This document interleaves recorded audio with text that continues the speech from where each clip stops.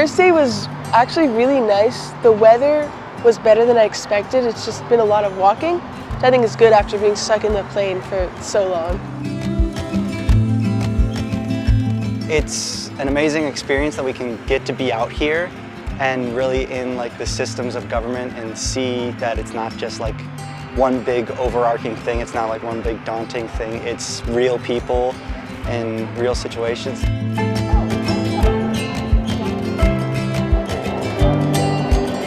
It's going really good. I'm really excited to be here, and everything just keeps getting better and better.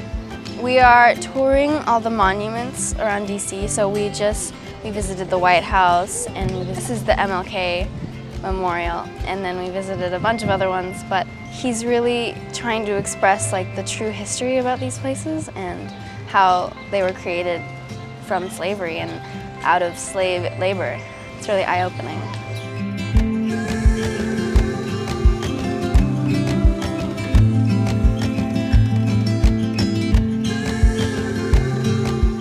It's hard to look at history through any lens other than our own, and when you're kind of forced to, it makes you take a step back and really appreciate kind of everything that goes in to making a country and making a country run, and the struggles and like downfalls that come with making a country.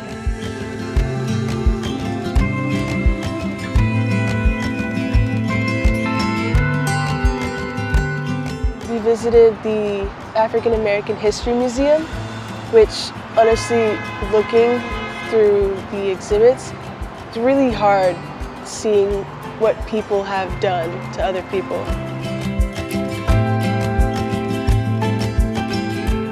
I think that I want to get out of the trip is really just a new experience of a place that I was kind of offset to go to. I wasn't really settled. I didn't think it was going to be like the place for me, but I think so far it's going well, so I think that that's really what I want to get out of the trip, is just having the experience of coming to a new place and learning. I'm really hoping to just learn more about the world, and I think it's really good to get out of your environment and learn history about where you live. And so I'm really hoping to just open my mind a little bit more, become more flexible, and learn more about this world.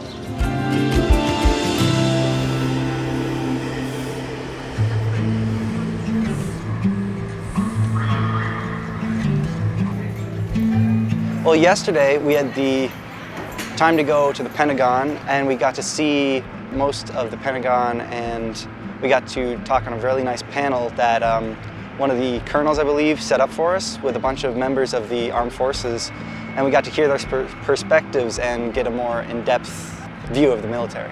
I really enjoyed the surprise panel that we got to talk to in the Pentagon. I feel like I got a lot of insight into their jobs and the work that's done here in DC.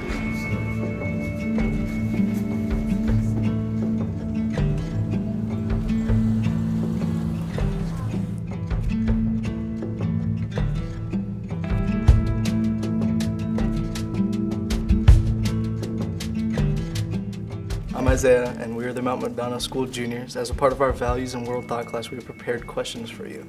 Before we start, we were wondering if you have any opening remarks you would like to share with us. Well, hello. Values to me is what this is all about. I just finished an interview with on a foreign policy issue of talking about American foreign policy with a person who resigned her post at the State Department because of the previous administration's abandonment of American values and foreign policy.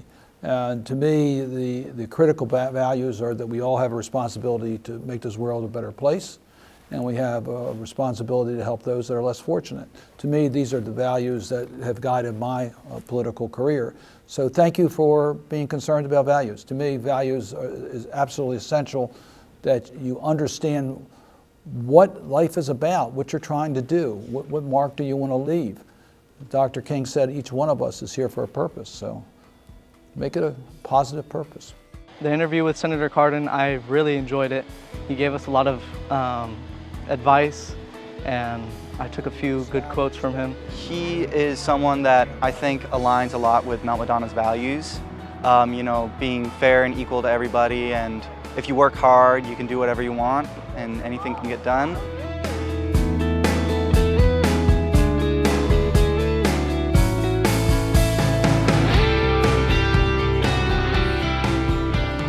you showing up and being prepared goes a really, really long way. And it's a highlight for them. And that's why it's really important for us to show up prepared, because you see how it feels when you walk into the room and you've done your research, you know about the people we're talking to, and you feel like you have questions you're really excited about asking, right? It feels different. There are no moments there.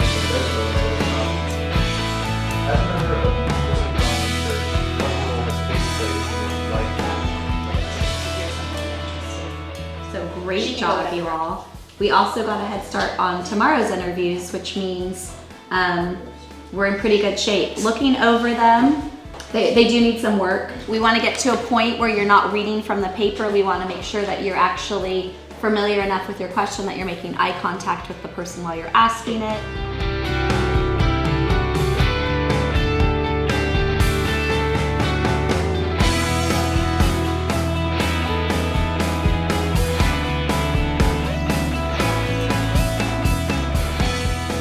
As part of this class, we have been discussing the complexity of the American dream. Can you share with us what the American dream represents to you, and if you think it is still attainable for our generation? Number one, absolutely, unquestionably, it's attainable. You know, for me, the American dream is probably pretty simple. I dropped out of high school and became a cabinet secretary. Now think about that a minute. And my dream is that my children are productive citizens. And they're gonna have that opportunity. They've gone through, hopefully, they've gone through school. They're gonna get to go through college. They'll get a job. They'll have a chance to be productive. That's all I hope for in life. That's what my dream is, that they are productive.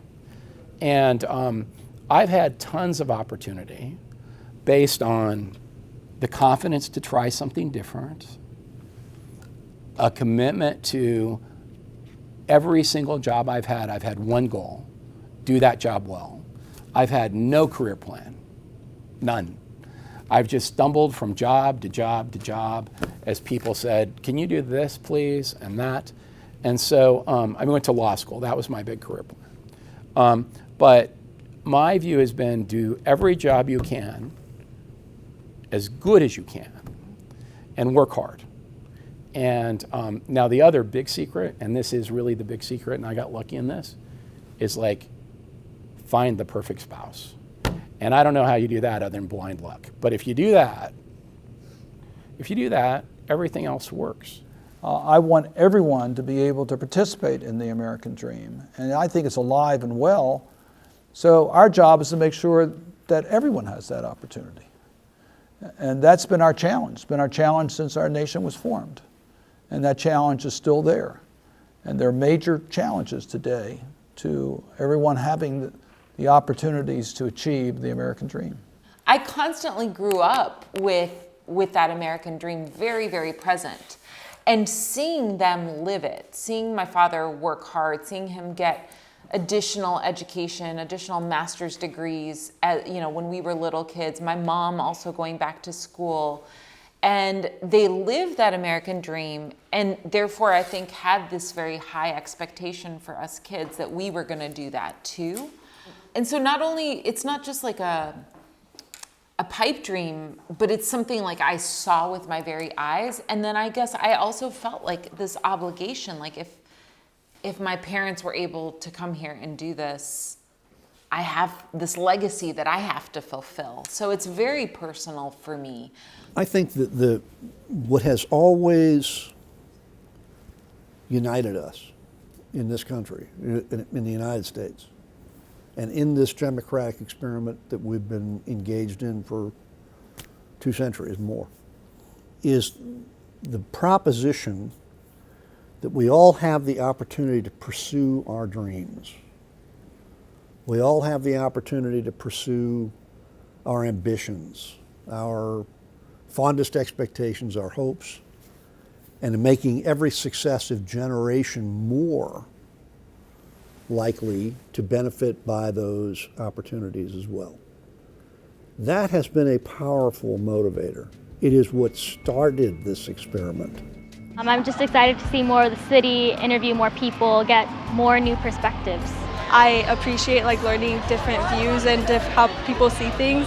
I'm really enjoying this new environment. I feel like I'm kind of settling in very quickly, more than I thought I would.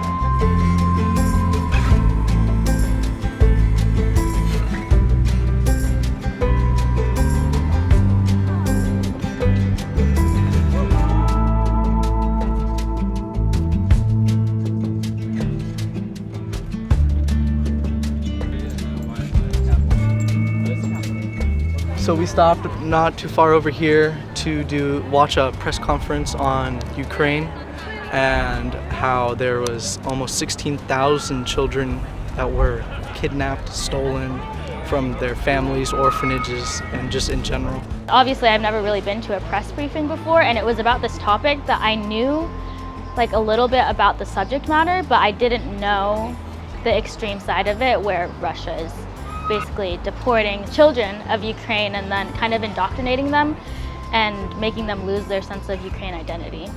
That was really heartbreaking for me to hear, and I got a little bit teary-eyed. It was emotional, and it really made me want to stand up and do something about it. And Congressman Panetta was there, and afterwards we went to the steps of the Capitol and we got to ask some questions.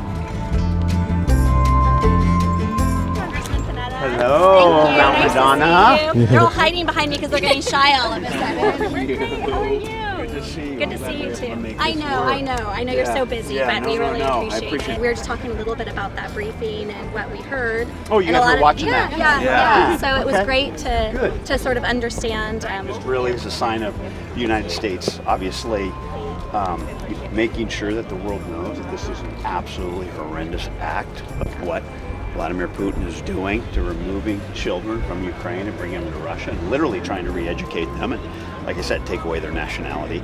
But also, I believe it's a sign of our continued support for Ukraine. That's, I believe, one of the most important things as well, which I think we need to continue to do.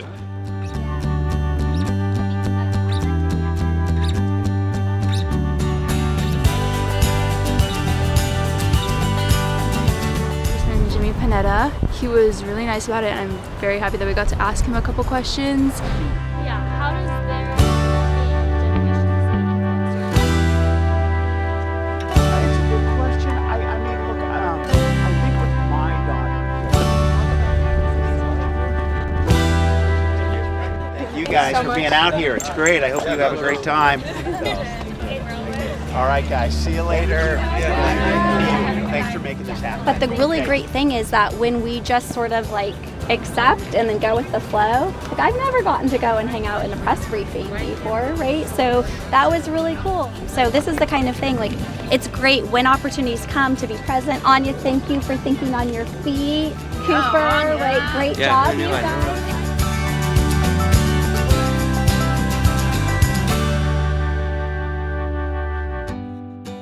Talking with Jimmy Panetta, he really just reinforced this main message we've been getting from all the people that we've been interviewing, that in order to succeed and achieve our American dream, we really need to work hard and understand what it means to serve our community and acts of service. So it's something that if I leave you with nothing else, to make time somewhere along this early journey into the value of public service and really being part of your community. And that can mean, immediately where you live, or it could be in the area where you live, or nationally, as you've seen here.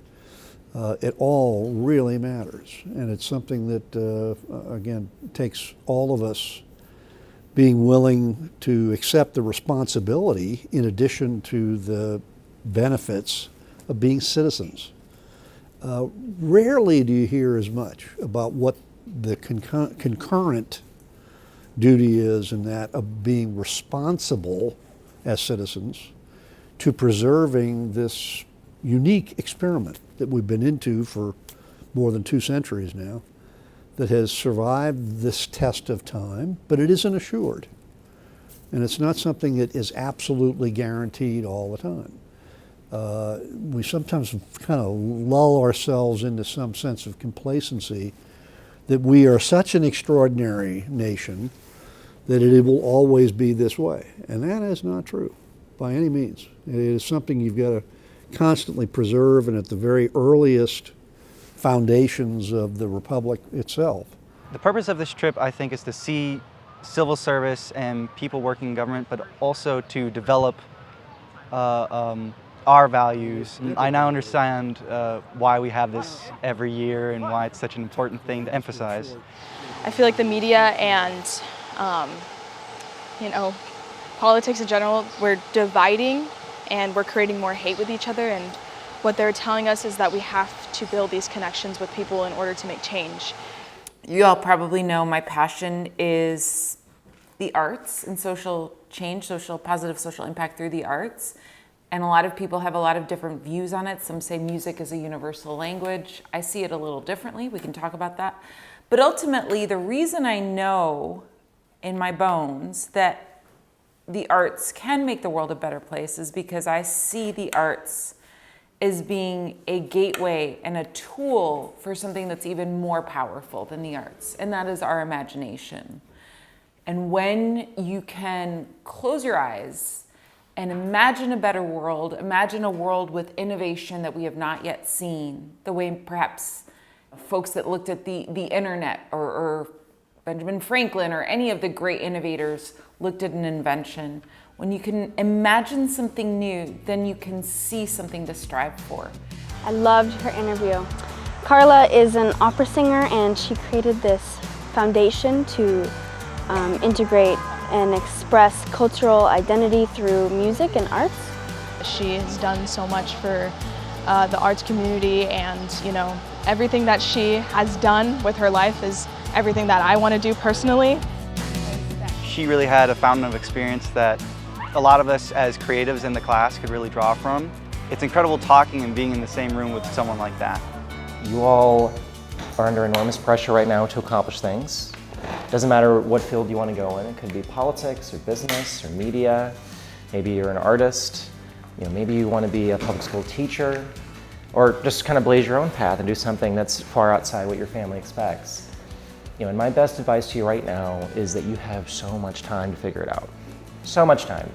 I didn't get my college degree until I was 30. I joined the Army right after high school. I was in for 6 years, and then I got out, worked part-time jobs for a couple years while I worked my way back into school and got my degree at Georgetown. And after that is when I really accelerated in my career. Just trust your gut, trust that you know what you're doing, try to do right by others, and you'll be great. A lot of the people that we talked to were like, it doesn't matter if you don't know what you want to be, as long as you're the very best that you can be at what you're doing right now. That hard work will get you somewhere, and that's what I'm taking with me out of this trip. When you want to go somewhere in life, you have to work for it. You can't just, you know, sit and wait for something to come to you. You have to do it and keep pushing through even if it's hard.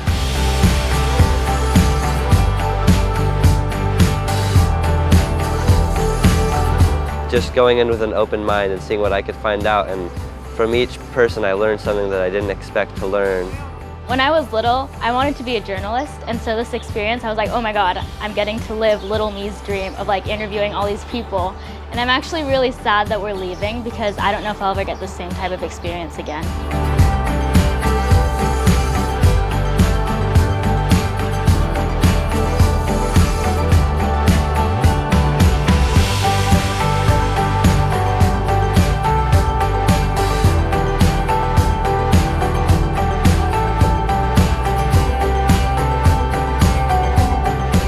I'm really grateful to have this experience. It's been like a real challenge, a good test, and I'm definitely taking so many things with me out of this trip. I have all this knowledge and this information about what I've learned here that I will bring into my life. Finding common ground with people that we don't necessarily have like common views with, like that's extremely important. And so I'm definitely going to take that into my future with me. I feel like I got a lot of real world perspectives that I don't necessarily get in the classroom. It was great to talk to all sorts of people And this is an opportunity that I'd never get anywhere else.